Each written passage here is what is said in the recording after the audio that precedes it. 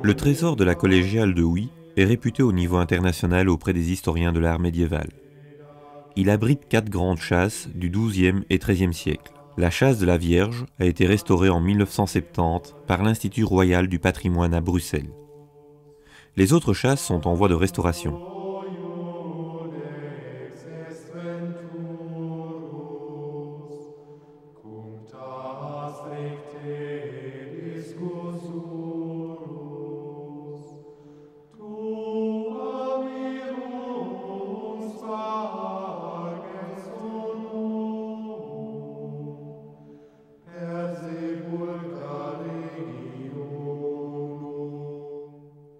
Ce trésor expose le calice et la croix funéraire de Théodoin de Bavière.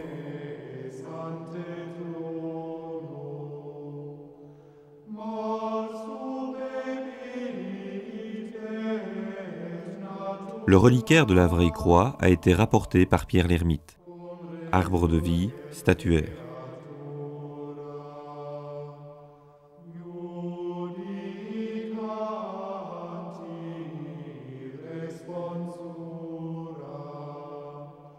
La chasse de Saint-Mangold est l'un des témoins authentiques du célèbre orfèvre Godefroy de Huy, dont l'activité entre 1150 et 1173 dépassa largement le cadre de l'ancien diocèse de Liège et contribua à la réputation de l'armosan.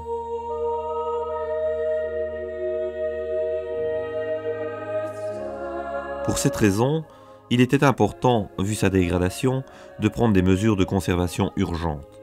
Elle fut confiée à l'Institut royal du patrimoine artistique à Bruxelles.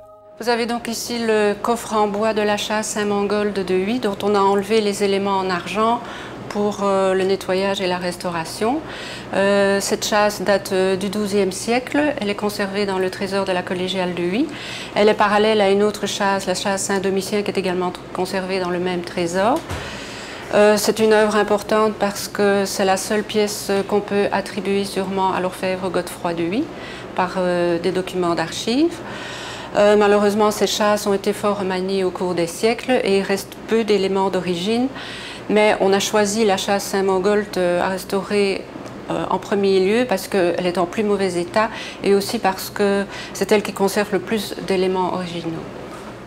La première étape de la conservation est le démontage soigneux de chaque pièce.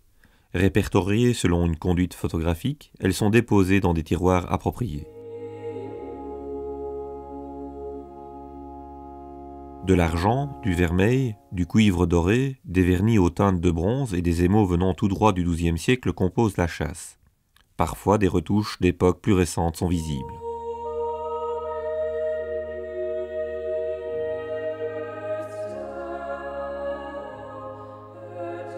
Une technique est d'utiliser le vernis brun, qui consiste à mettre de l'huile sur une plaque de cuivre que l'on chauffe.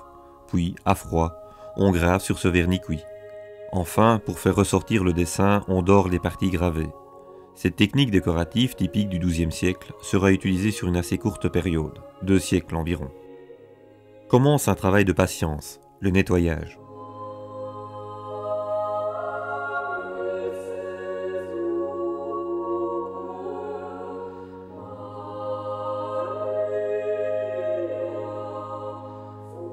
L'état de certaines pièces nécessite des interventions spéciales, telles que laminer des bandelettes de métal, mais il ne s'agit pas de réparation.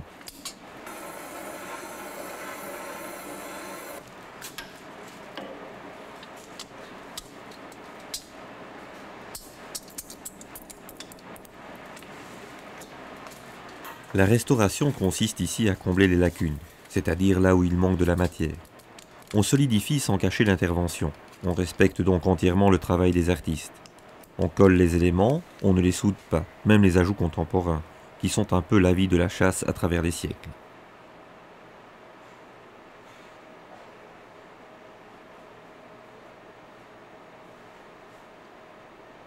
Par contre, celui-ci, c'est le seul élément complet qui soit encore d'origine. Il n'y a donc quasi pas de lacunes.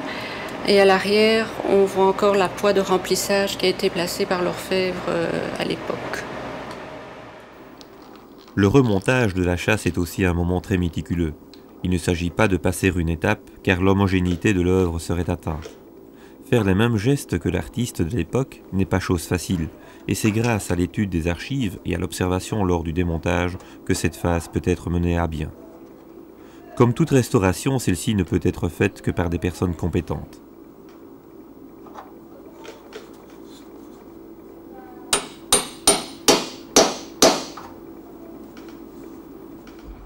Donc ici nous avons la niche avec le Saint Mercure et le Saint Sébastien. Et le Saint Mercure est donc le personnage des bas-côtés où il y a la plus grande partie du XIIe siècle qui nous reste. La tête a été remplacée au XVIIIe siècle comme les autres têtes des personnages.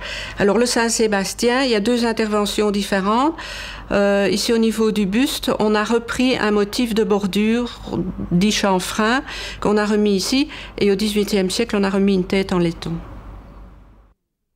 Des anges et des archanges veillent sur les restes terrestres du saint martyr Mangold, patron de la ville de Huy.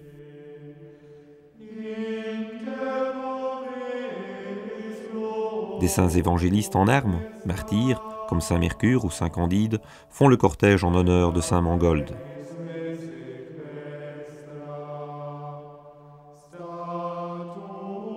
Selon la légende, Mangold, comte de Huy, vécut au IXe siècle. Il laisse ses biens aux pauvres et ce chevalier se transforme en moine mendiant. Il est assassiné par ses ennemis en 892.